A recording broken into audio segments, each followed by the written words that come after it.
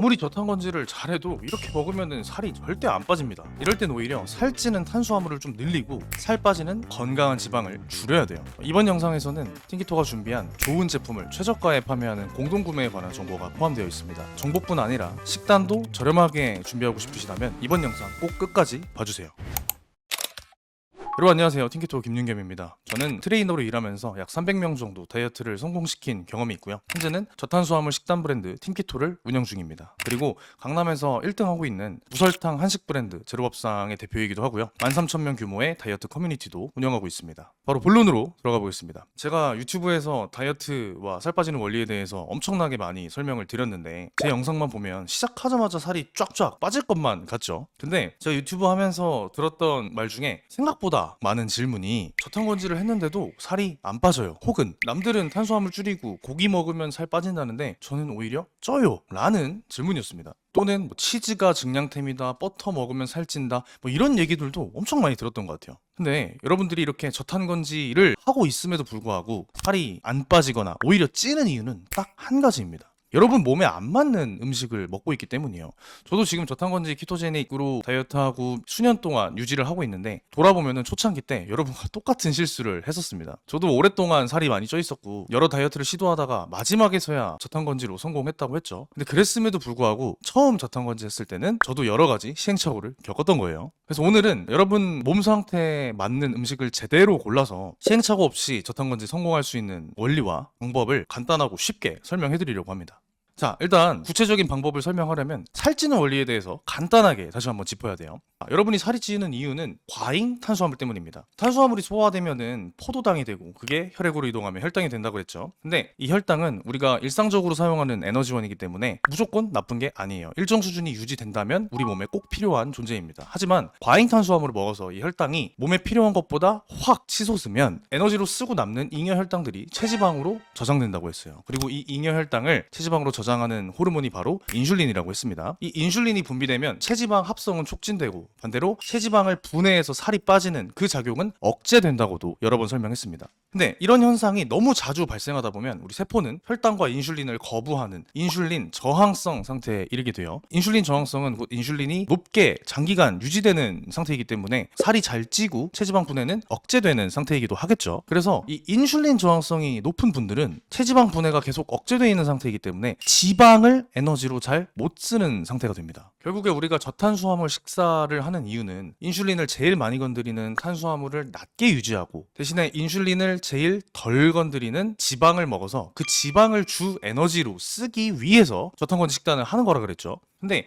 인슐린 저항성이 너무 심한 사람은 몸에 있는 체지방을 잘 꺼내 쓰지 못하기 때문에 저탄건지를 해도 초반에는 일시적으로 살이 안 빠질 수도 있어요. 저탄건지를 넘어서 키토제닉의 정석 탄단지 비율이 몇인 줄 아시나요? 여러 번 얘기했지만 바로 탄단지 1대 2대 7입니다. 7이라고 하면은 지방이 생각보다 꽤 높죠. 근데 우리가 인슐린 저항성이 심하지 않은 사람들은 탄수화물을 1의 비율로 즉 10%만 먹기 때문에 인슐린이 매우 낮은 상태여서 지방을 7로 먹어도 살이 쭉쭉 잘 빠집니다. 하지만 인슐린 저항성이 너무 심한 사람들은 이 지방을 제대로 분해해서 쓰지 못하기 때문에 70%에 달하는 지방을 먹으면 오히려 살이 안 빠질 수 있어요. 그리고 살이 더 찌는 경우도 종종 있습니다. 아니 상식적으로 생각해서 탄수화물이든 지방이든 간에 둘 다 에너지원인데 내가 섭취한 에너지원이 내가 사용하는 에너지원보다 더 많아서 남아 돌면 얘는 당연히 체지방이 되겠죠. 그렇기 때문에 저탄수를 지킨다고 무조건 살이 쭉쭉 빠지는 게 아닙니다. 내 몸에 맞는 지방량을 제대로 정확하게 섭취하는 게 가장 중요해요.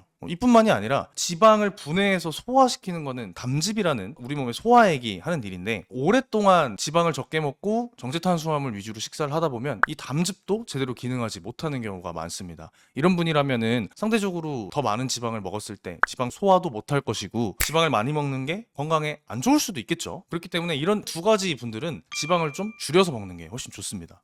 이러한 생각을 기반으로 우리가 식단을 구성할 때 에너지원인 순탄수화물과 지방의 양을 현명하게 조절할 수 있어야 됩니다. 단백질은 전에 얘기했다시피 전체 식단의 20에서 한 40% 정도만 먹어도 아주 충분해요. 체중 곱하기 1배에서 체중 곱하기 1.5배 정도만 먹어도 충분합니다. 내가 체중이 한 60kg다. 그러면 단백질은 하루에 60g에서 90g 정도만 먹어도 충분하다는 거죠. 사실 다이어트 할 때는 90g까지 먹을 필요는 없습니다. 근육이 우선순위가 아니라면요. 그리고 뭐 보디빌딩 하는 게 아니라면 남자분들도 체중의 2배까지 먹을 필요는 없다고 생각을 해요. 오히려 노화가 촉진될 겁니다. 아무튼 단백질량은 20에서 40 정도로 고정을 하고 우리는 에너지원인, 즉 직접적으로 체지방의 재료가 되는 탄수화물과 지방의 비율을 조절해야 됩니다. 아까 얘기했다시피 인슐린 저항성이 심하신 분들은 순탄수화물을 10% 정도까지 줄일 필요는 없습니다. 저탄고지 식단이라는 게 탄수화물을 낮춰서 인슐린을 낮추고 그래서 지방을 잘 분해해서 이 체지방을 에너지원으로 쓰게 만드는 식단이라고 했죠. 근데 인슐린 저항성이 심하신 분들은 저탄수화물 식단을 하더라도 인슐린이 잘 안 떨어질 뿐만 아니라 기존에 있던 체지방도 잘 분해를 못하는 상태예요. 그렇기 때문에 이 탄수화물 대신 사용할 에너지원도 제대로 공급이 안 되는 상황인 겁니다. 그래서 탄수를 10% 정도로 많이 줄이게 되면 우리 몸은 유일하게 사용하던 에너지원인 당마저 줄어버리니까 비상사태라고 인식을 하게 되겠죠. 뭐 예를 들면 탈모가 온다든지 혹은 여성분들의 경우에는 무월경을 한다든지 하는 것도 저항성이 심한 상태에서 순탄수를 너무 많이 줄였기 때문이에요. 만약에 저항성이 별로 없고 상대적으로 건강한 상태라면 탄수화물을 줄였을 때 몸에 있는 체지방을 잘 끌어 써서 우리 몸에 에너지가 부족한 일은 잘 없을 겁니다. 그래서 이런 분들은 키토제닉 정석 탄단지인 1대2 대치를 해도 무방해요. 하지만 말했듯이 저항성이 심하신 분들은 이렇게 하면 몸에 이상이 생길 확률이 있습니다. 그럼 어떻게 해야 되느냐? 순탄수를 전체 20% 정도로 시작해보세요. 20% 정도라면 우리 몸이 비상사태라고 느끼지 않을 정도로 괜찮은 에너지량이고 여성분들 기준으로 순탄수화물이 전체의 20%면 약 70에서 100g 정도 될 겁니다. 이거는 우리가 햇반으로 환산을 하자면 하루에 햇반 한 공기에서 1.5공기 정도를 먹는 거예요. 이걸 두 끼로 나누면 한 끼당 햇반 보통 사이즈에서 70% 정도 먹는 양이 되겠죠. 생각보다 엄청나게 심한 저탄수화물이 아닙니다. 이렇게 되면은 호르몬에 문제가 생길 영향도 훨씬 적고 지방 분해를 못하는 상황에서 유일하게 쓸 수 있는 이 포도당 공급도 위험하지 않을 정도로 유지할 수 있기 때문에 입문하기에는 가장 좋은 탄단지 비율입니다. 특히 여자들은 호르몬의 영향을 굉장히 많이 받기 때문에 인슐린 저항성이 심할 때 탄수화물 줄이면은 아까 얘기했듯이 부작용이 생길 수 있어요. 근데 이 현상의 핵심은 저탄수화물 식단이 부작용을 일으킨다가 아니라 인슐린 저항성 때문에 탄수화물이 줄어들면 부작용이 생긴다입니다. 본질은 저탄수가 아니라 인슐린 저항성이에요. 여러분 건강에 안 좋기 때문에 문제가 생긴 겁니다. 그래서 저희 이번에 새로 런칭한 틴기토 시그니처 도시락도 탄수화물 비율을 전체 한 20% 정도로 구성을 했어요. 입문하셔서 몸에 무리 없이 다이어트 하고 싶고 또 지속 가능하게 유지하고 싶은 분들한테는 아마 최적의 식단이 아닐까 생각을 합니다. 자, 다시 돌아와서 이 지방 섭취량은 어떻게 조절해야 될까요? 보통 이 지방은 육류와 생선으로 섭취하는 게 대부분입니다. 그래서 고기를 선택할 때 지방이 얼마나 많으냐를 기준으로 선택하셔도 좋은 방법이 될 거예요. 만약에 아까 얘기했듯이 인슐린 저항성이 심하다면 이 지방이 적은 부위부터 시작해서 점차 저항성을 개선하면서 지방이 많은 부위로 고기를 바꿔가시는 걸 추천드리겠습니다. 그래서 제가 조금 서칭을 해봤는데 이 고기 종류별로 지방 비율이 얼마나 되는지 이 다이어트 유튜버 살빼남님께서 잘 정리를 해주셨더라고요. 제가 링크 공유해드릴 테니까 그 영상 보시면서 나한테 맞는 고기 잘 선택하시길 바라겠습니다.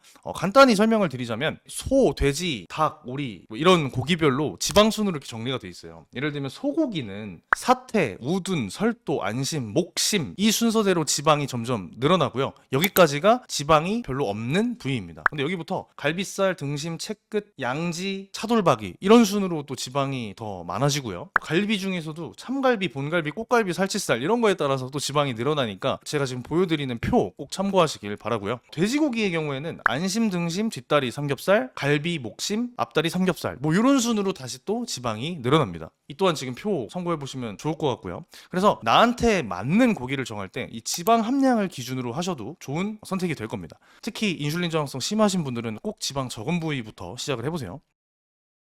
오케이, 부위를 정하는 기준은 지방 함량이다. 여기까지는 좋아요. 그러면 고기 종류도 되게 다양한데 이 중에서 다이어트에 더 좋은 고기는 뭘까요? 제가 딱 정해드리겠습니다. 바로 닭고기나 오리 같은 가금류, 그보다 좋은 게 생선, 그보다 좋은 게 돼지고기, 그리고 그보다 좋은 게 양과 소고기입니다. 일단 닭과 오리고기 같은 이 가금류들은 백생육으로 분류가 되고요. 돼지, 양, 소 같은 고기들은 적생육으로 분류가 됩니다. 기준을 나누자면 적생육이 백생육보다 훨씬 다이어트에 이점이 많아요. 왜냐면 우리가 체지방을 제대로 태우려면 미네랄이나 비타민 같은 미량 영양소들이 꼭 필요합니다. 얘네가 약간 캠프파이어로 치면 불쏘시개 같은 친구들이에요. 얘네가 있어야 지방이 더 활활 잘 탈 수 있습니다. 상대적으로 미네랄이나 비타민 같은 미량 영양소가 백색육에 비해서 훨씬 더 많이 있습니다. 그리고 에너지원으로 사용하기 적합한 포화지방도 더 많이 들어있죠. 그래서 여러분들이 인슐린 저항성이 심해서 지방대사가 잘 안 되는 상태더라도 소, 양, 돼지 같은 이 적색육을 고르는 게 다이어트에 훨씬 좋습니다. 미량 영양소 때문이에요. 자, 그러면 이 적색육 중에서 뭐가 제일 좋을까요? 돼지보다 소와 양 같은 반추 동물이 훨씬 좋습니다. 이유가 뭐냐면 반추 동물들은 위가 4개예요. 위와 장을 통해서 음식물을 넘겼다가 다시 돌아왔다가 하면서 이런 되새김질을 통해서 소화를 여러 번 절차를 거쳐서 진행합니다. 근데 이게 왜 좋냐면 이렇게 위가 4개인 반추 동물들은 그들이 먹는 음식의 영향을 덜 받기 때문이에요. 자, 우리가 예전에 현대인의 몸에는 오메가3와 6 비율이 1대 25까지 깨져 있다고 설명했죠. 근데 이 오메가6가 25배나 많다는 뜻인데 이 6는 우리 몸에서 염증을 일으키는 물질이라고 설명했습니다. 근데 이 원인이 결국에는 곡물이나 정제 탄수화물에서 오는 경우가 많고 또 이 곡물을 먹고 자란 돼지와 소 몸 안에도 오메가6가 많이 들어있다고 설명했어요. 곡물이나 정제 탄수화물을 확 줄이면 이 1대 25 비율의 오메가6를 현저하게 줄일 수 있지만 여전히 우리가 먹는 고기 또한 곡물을 먹고 자랐기 때문에 이 고기에도 6가 많다고 설명했었죠.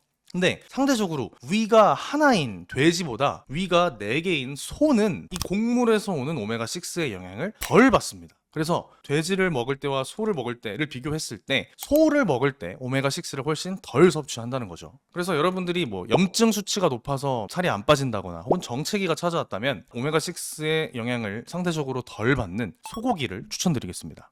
근데 이 소고기 중에서도 좋은 게 있고 덜 좋은 게 있어요. 가장 좋은 게 뭐냐면 오메가6가 아예 없는 풀을 먹고 자란 소고기들입니다. 얘네를 한국말로는 목초우라고 하고 영어로는 grass-fed beef라고 하죠. 이 목초를 먹고 자란 소들은 곡물을 아예 안 먹기 때문에 오메가6를 섭취할 일이 거의 없고요. 그래서 그 소의 몸에는 오메가3 함량이 훨씬 더 높습니다. 오메가3는 당연히 염증을 없애주는 물질이고 살 빼는 데 도움이 되는 성분이기 때문에 오메가3가 높은 이 목초우가 훨씬 다이어트에 좋겠죠. 근데 문제가 있습니다. 이 목초우는 한국에서 기를 수가 없어요. 보통 이제 소들은 좁은 우리에 가둬놓고 곡물만 먹여가지고 키우는데 이 목초우는 넓은 들판에 방목을 해서 키워야 됩니다. 근데 한국은 땅덩이가 굉장히 좁죠. 그래서 국내에서 목초우를 기르는 거는 굉장히 어려운 일이에요. 그래서 마트에 가봐도 눈 씻고 찾아봐도 찾기가 힘들 겁니다. 그래서 보통 대부분의 목초우는 미국과 호주에서 수입되는 경우가 많아요. 그리고 여기는 목초우가 생각보다 대중적이기 때문에 방목 사육을 윤리적으로 진행하는 시스템도 잘 갖춰져 있습니다. 그래서 국내에서도 목초우를 구할 수는 있는데 대부분 미국과 호주에서 수입하는 제품들이에요.